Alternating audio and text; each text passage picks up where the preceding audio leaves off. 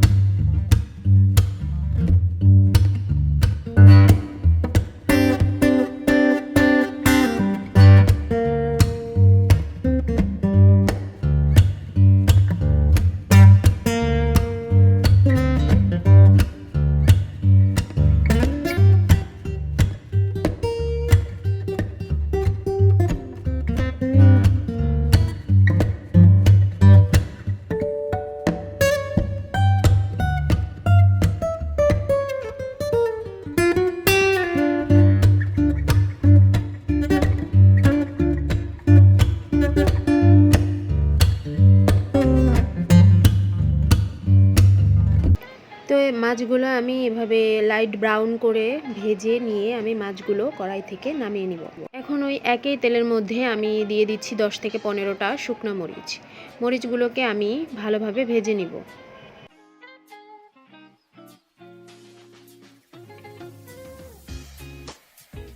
তো দেখেন মরিচের কালারটা যখন এরকম কালচে হয়ে আসবে তখন আমি নামিয়ে নিব। খুব বেশি ভাজা যাবে না, তাহলে ভর্তাটা তেতো লাগবে।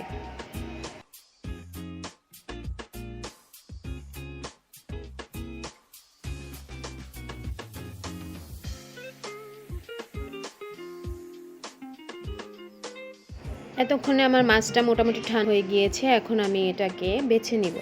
মাছ থেকে কাঁটাগুলো খুব ভালোভাবে ছাড়িয়ে নিব। ইলিশের লেজ ভর্তা এতটা জনপ্রিয় হওয়ার কারণ হচ্ছে ইলিশ মাছে প্রচুর পরিমাণে কাঁটা থাকে। লেজ রান্না করে সেটা দিয়ে ভাত খাওয়ার সময় কাঁটা বেছে আলাদা করে ভাত খাওয়াটা কিন্তু অনেক ঝামেলার কাজ। তাই লেজ থেকে কাঁটা বেছে যদি এভাবে ভর্তা বানানো হয়, সেই ভর্তাটা খেতে কিন্তু অসাধারণ মজার হয়। সেই জন্যই লেজ ভর্তাটা এতটা জনপ্রিয়। তো দেখেন আমি কাঁটাগুলোকে বেছে নিয়ে কাঁটা থেকে মাছগুলোকে আলাদা করে নিয়েছি। এবার আমার মূল ভর্তা বানানোর পালা। এখন আমি যে শুকনো মরিচ ভেজে নিয়েছিলাম তা নিয়ে নিলাম এবং সাথে নিয়ে নিচ্ছি পেঁয়াজ কুচি। আমি এখানে হাফ কাপের মতো পেঁয়াজ কুচি নিয়ে নিয়েছি। ইলিশের লেজ ভর্তাতে পেঁয়াজের পরিমাণটা একটু বেশি দিতে হবে। এখন আমি পেঁয়াজটাকে হাত দিয়ে ভালো করে চটকে নিচ্ছি, যাতে পেঁয়াজগুলো একটু নরম নরম হয়।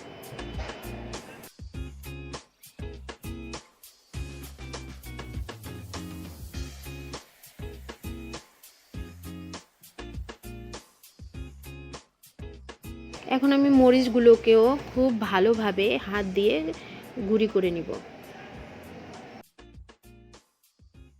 এই ভর্তাটাতে ঝাল বেশি হলে কিন্তু খেতে খুবই ভালো লাগে, তাই আমি আমার স্বাদ মতো ঝাল দিয়ে নিয়েছি। আপনারা আপনাদের মতো দিয়ে নেবেন।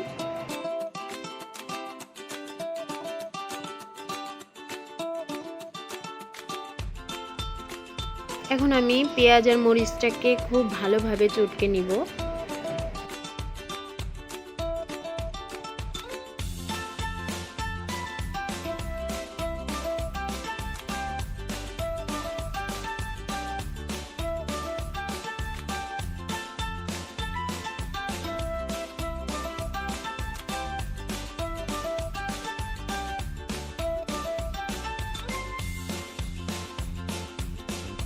এখন আমি এর মধ্যে দিয়ে দিচ্ছি ধনিয়া পাতা কুচি,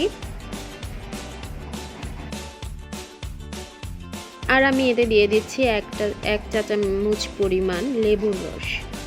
যেভাবে এই ভর্তাটা বানাচ্ছি মাওয়া ঘাটেও কিন্তু এই একই স্টাইলে ইলিশের লেজ ভর্তা বানানো হয়। এখন এই সব কিছুকে একটু আলতো হাতে আমি আরও একবার মিশিয়ে নিচ্ছি। যে তেল দিয়ে আমি মাছটা ভেজেছিলাম ওখান থেকে 1.5 টেবিল চামচ তেল আমি বাটিতে উঠিয়ে রেখেছিলাম, যেটা আমি ভর্তাতে ব্যবহার করব। আপনারা চাইলে ফ্রেশ তেলটাও ব্যবহার করতে পারেন, তবে আমার মনে হয় এই তেলটা দিলে ভর্তার টেস্টটা অনেক গুণ বেড়ে যায়।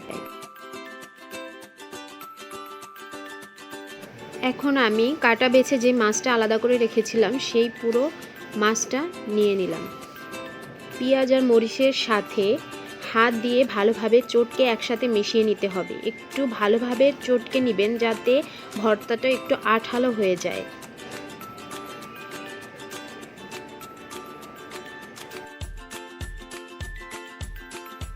দেখেন আমি কত ভালোভাবে মেখে নিচ্ছি ভর্তাটা। এই পর্যায়ে আপনারা একটু লবণ টেস্ট করে দেখবেন, লবণ কম হলে একটু দিয়ে নেবেন। তো দেখেন আমার ভর্তা একেবারেই রেডি হয়ে গেছে। সবগুলো ভর্তা দিয়ে আমি কতগুলো বল বানিয়ে তারপরে এটাকে আমি পরিবেশন করেছি। আপনারা চাইলে অন্যভাবেও পরিবেশন করতে